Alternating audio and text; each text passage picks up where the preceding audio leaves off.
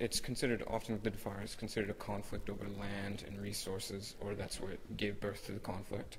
The same situation has been true in Israel, between the Israelis and the Palestinians for decades now. What steps can be taken in order to ensure that this conflict does not last decades? And what can we make any steps that will not?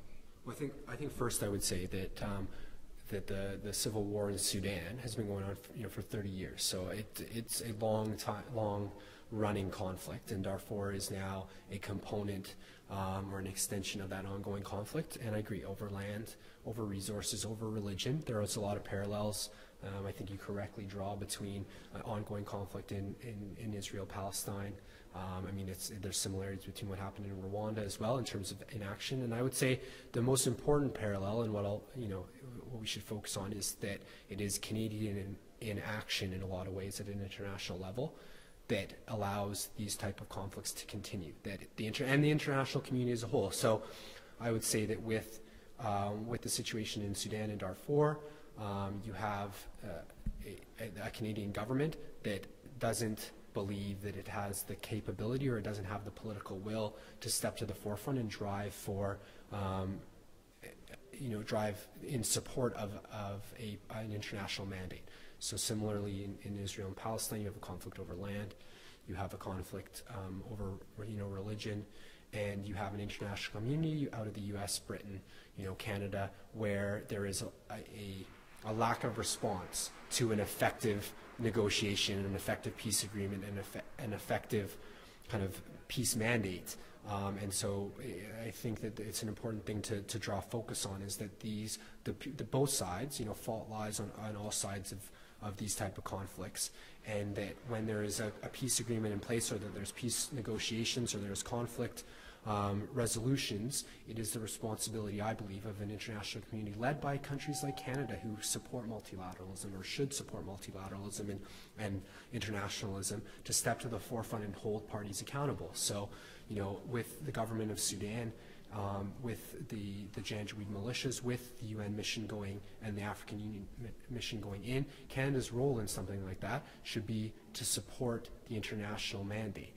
So I think you're right to draw some parallels around Israel and Palestine, that there is all sorts of piled on peace agreements and negotiations, and a lot of lip service all over the place, and countries like Canada don't hold either side accountable to those peace agreements and to those negotiation. Canada doesn't sit down at the table and get involved. I mean, I can't even imagine a Canadian politician rolling up their sleeves and sitting at that table on any type of international negotiation, getting things done. They sit there in the corner and hold hands with the U.S. and toe party lines, and don't stand on principle, and don't stand on resolve to make a difference and to drive a peace process. And so, I mean, we could come up with countless examples in recent memory, in all sorts of conflict in all sorts of areas of the world, and the continued kind of pattern, or continued, what it seems, response from Canadians is to not do enough.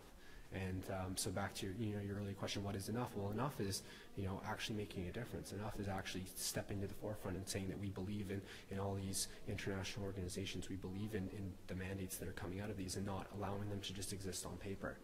And so I think that it's important to draw focus on inaction by a Canadian government that has a population supporting it, who believes in that. I mean, it would be shocking to me if we did a poll in Canada to find out that people don't care about Darfur. I think everybody, if they learned about the issue, would care deeply about Canada making a difference in Darfur. It hasn't been raised to the top of the political landscape, and it shouldn't. It's our job as youth. It's our job as future leaders. It's our job as people who care to raise the political kind of profile of Darfur, that it gets a little bit of airtime. But I'll give praise to the Independent, a major newspaper out of London. 4 days in a row, 2 weeks ago, when Steven Spielberg pulled out of the Olympics, it was front cover story, front and center on a major London paper. It was a tiny blurb on the Globe and Mail. It was not on anybody's website on the front pages. It was a little side note, and those are huge wins, and those are huge things that Canada should be supporting, and that should be the top of our media, should be top of political public consciousness, Darfur. And it's important for us to raise the profile and make it an issue that people can't turn away from.